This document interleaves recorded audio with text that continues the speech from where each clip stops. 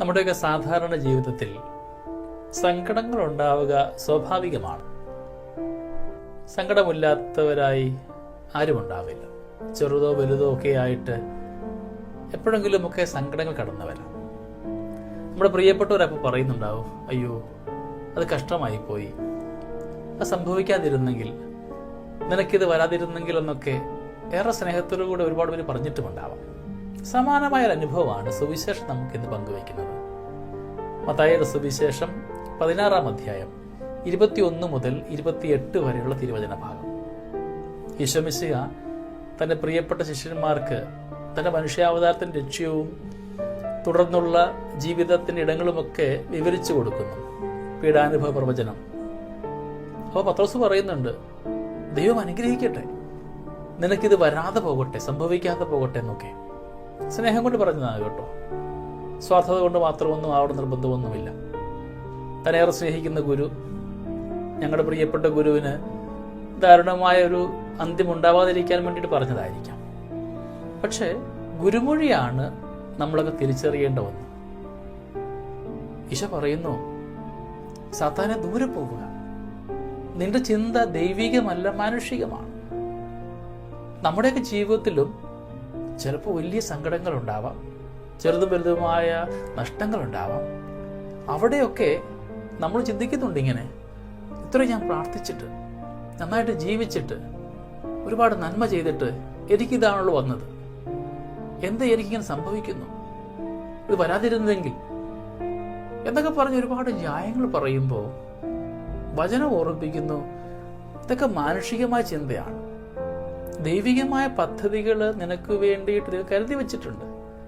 ദൈവികതയെ മാത്രം ദർശിക്കുവാനുള്ള ഉൾക്കണ്ണ് തുറവിക്ക് വേണ്ടി നമുക്ക് പ്രാർത്ഥിക്കാം.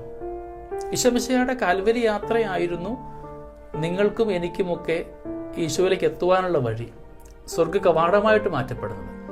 കാൽവരിയുടെ എല്ലാ കഥന യാത്രകളും യാഗങ്ങളും ബലി അർപ്പണങ്ങളും ഒക്കെ തന്നെയാണ് നമുക്ക് ഏവർക്കും ഇന്ന് അനുഗ്രഹമായിട്ട് മാറിയത്. ഇപ്പം നൈമിഷികമായ ചില ദുഃഖങ്ങളും കുറവുകളും ഒക്കെ ഉണ്ടാകുമ്പോൾ അവയിൽ വീണു പോവാതെ അതിനപ്പുറത്തേക്കുള്ള പ്രത്യാശയുടെ വലിയ ദിനത്തിന് വേണ്ടി കാത്തിരിക്കണമെന്ന് വചനം ഓർമ്മിപ്പിക്കുന്നു. ഒരു അപകടമുണ്ടാകുമ്പോൾ നാം കുറ്റപ്പെടുത്താറുണ്ട് ദൈവത്തെ, പള്ളിയിൽ പോവാതിരിക്കാറുണ്ടാവും. എന്തെങ്കിലും സങ്കടങ്ങൾ ഉണ്ടാകുമ്പോൾ, സാമ്പത്തിക ബുദ്ധിമുട്ട്, കുടുംബജീവിതത്തിൻ്റെ പ്രശ്നങ്ങൾ, ജോലി തടസ്സങ്ങൾ, ഇങ്ങനെ ഒന്നൊഴിയാതെ പല കാരണങ്ങൾ വരുമ്പോഴും നാമൊക്കെ ദൈവികമായിട്ട് ചിന്തിക്കുവാൻ ശാശ്വതമായ ഒരു നഷ്ടം ഒരിക്കലും ദൈവം ആർക്കും വരുത്തി വെക്കത്തില്ല. നൈമിഷിക കുറവുകളുണ്ടാവും. ആ ഓരോ കുറവും നിനക്ക് ദൈവത്തോട് ചേർന്നിരിക്കാനുള്ള കാരണമാവട്ടെ. അതിനെടുത്തു പറയുന്നുണ്ട്, ജീവിത പ്രാരാബ്ധങ്ങളെയും ജീവിത കുരിശുകളെയും ചുമന്നുകൊണ്ട് എൻ്റെ പിന്നാലെ വരുവിൻ. നമുക്ക് നമ്മുടെ ജീവിതത്തിലെ കുറവുകളെയും ചുമന്നുകൊണ്ട്, ജീവിത ഭാരങ്ങളെ ചുമന്നുകൊണ്ട് ഈശോയുടെ കൂടെയാവാം.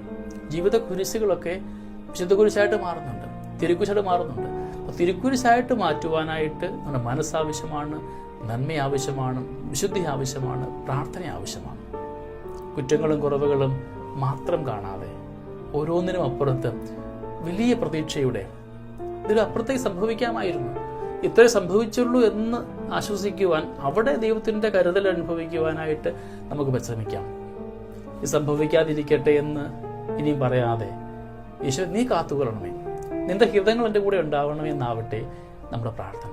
ദൈവം അനുഗ്രഹിക്കട്ടെ. നമ്മുടെ കർത്താവ് യേശു മിശിഹായുടെ കൃപയും പിതാവായ ദൈവത്തിൻ്റെ സ്നേഹവും പരിശുദ്ധാത്മാവിൻ്റെ സഹവാസവും നമ്മുടെ കൂടെ എന്നും ഉണ്ടായിരിക്കട്ടെ, ഇപ്പോഴും എപ്പോഴും എന്നേക്കും. ആമേൻ.